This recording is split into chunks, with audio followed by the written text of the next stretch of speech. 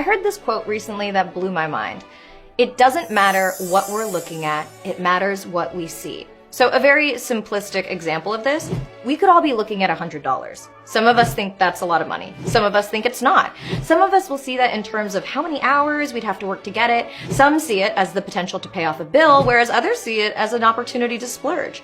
It doesn't matter that we're all looking at the same physical object. What matters is what we see from our perspective.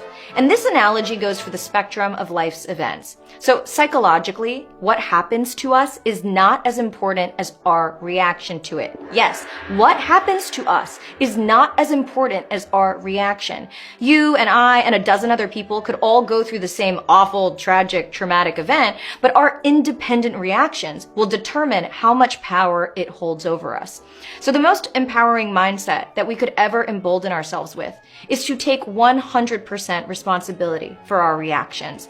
Now, I'm not saying like deny your feelings or only reframe things in a positive way, because it is important to let yourself feel, to process, and to honor whatever emotional reactivity you have in the moment. But how these events shape our lives, shape our beliefs, our decisions, shape how we're going to integrate as we move forward, that is completely on us. We have a choice. We can be a person who blames other people for our unfavorable circumstances and bemoan, why do these things always happen to me? And stay in a victim mentality.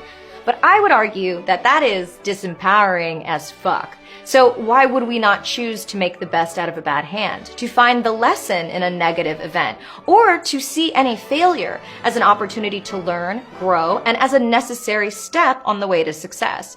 So Charles Aurel Swindle says, life is 10% what happens to you and 90% how you react. And he is right. The most liberating thing we can realize is that we're fully in control of what we see. There is so much freedom in that perspective.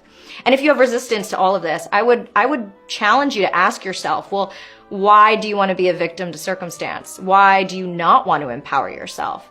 Now, cultivating this mindset shift obviously takes work, and for everyone it's a little different. But in terms of my life, some helpful practices have been meditation, a gratitude practice, affirmation work. I personally find mirror work to be incredibly powerful when you do it consistently. And look, you'll feel stupid and that like everything coming out of your mouth will sound like a lie at first. But if you have fun with it and you stick with it, you'll really see your self-concept transform. And we're only as good as what we practice consistently, right? So if you've embedded a victim mentality into your life for as long as you can remember, shifting to an empowered one will take you a second.